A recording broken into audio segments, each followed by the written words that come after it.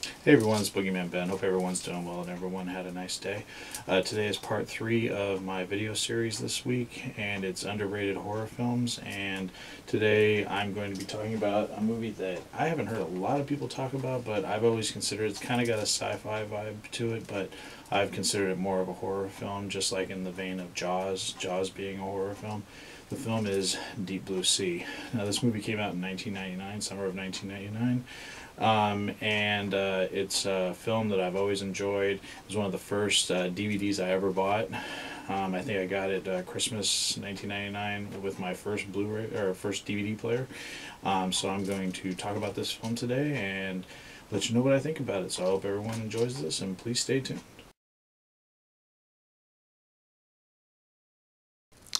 Now, Deep Blue Sea would be released in the summer of 1999. It was directed by Renny Harlin. The cast is Thomas Jane as Carter Burke, Saffron Burrows as Dr. Susan McAllister, Samuel Jackson as Russell Franklin, Jacqueline Martinez as Janice Higgins, Michael Rappaport as Tom Scoggins, Stellan Skarsgård as Jim Whitlock, LL Cool J as Preacher, and Ada Turturro as Brenda Kearns.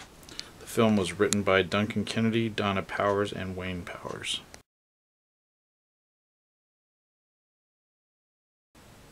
On Aquatic, a former submarine refueling facility converted into a laboratory, a team of scientists are searching for the cure for Alzheimer's disease.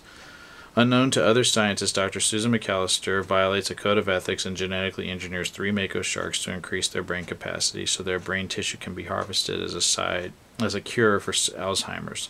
But this causes the side effects to make the sharks smarter, faster, and more dangerous. During a severe storm, whilst the researchers are celebrating their success, the newly intelligent sharks attack their captors in a bid to escape.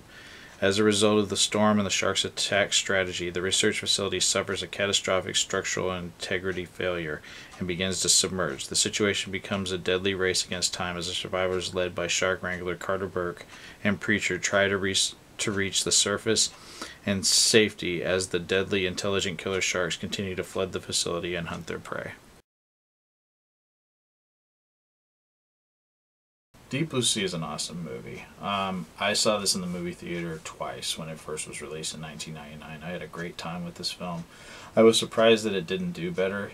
It's one of those films that came out and I think people just, thought of the subject of being, genetically engineered sharks and nothing's ever going to top Jaws, that type of mentality. And I mean, the movie did well, but it wasn't like, this huge blockbuster success. It did well, but a lot of people don't talk about this. When they talk about Renny Harlin, they talk about Nightmare on Elm Street 4, they talk about Die Hard 2, they talk about Cliffhanger, but not a lot of people talk about Deep Blue Sea, and I think it's Renny Harlin's best film. I've always been a big fan of this film. I love all the performers in it. Thomas Jane, I'm a big fan of him. I think he's terrific in this movie. Love Samuel L. Jackson in anything he's in. Another great performance by him. LL Cool J is amazing in this film, and this is like his second leading role. Or he's not the main character, but it's like a pretty big role for him. And Saffron Burrows is great in it. I mean, there's just a great cast in this film, and the subject matter of trying to find a cure for Alzheimer's by using sharks' brains is I thought it was a very interesting plot. And I mean, you really feel for the cast and what they're going through. And the sharks are terrifying. I mean, they used animatronics as well as CGI. And although you sometimes can tell it's a CGI shark, I still was freaked out watching this film because I'm deathly afraid of the ocean, and I'm terribly, terribly afraid of sharks. I have no desire to ever swim in the ocean if I can help myself.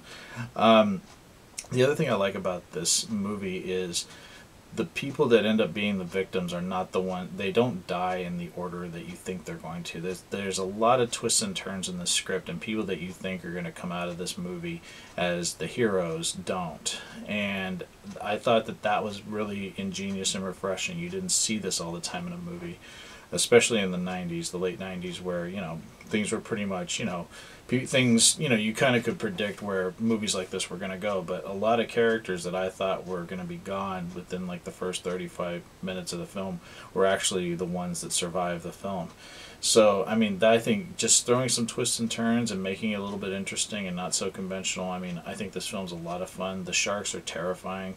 Some of the scenes will make you jump out of your seat, and it's a lot of fun to watch, and I think it's a great little horror film that a lot of people don't talk about. So yeah, that's my little take on Deep Blue Sea. I'm sure people have seen this film, but if you haven't, I definitely recommend checking it out. It's probably pretty cheap to pick up, or you could probably try to find it on like Netflix or something like that. But yeah, definite recommend if you're a fan of Jaws. This is my favorite shark movie next to Jaws. I absolutely love this film, and I'm probably going to watch it again this week because I haven't seen it in a while. But absolutely love Deep Blue Sea. And I invite people to tell me if they've seen it or if they end up watching it. Tell me to come back and watch that. And thank you very much for supporting this channel and watching this video. And I'll talk to you later. Take it easy.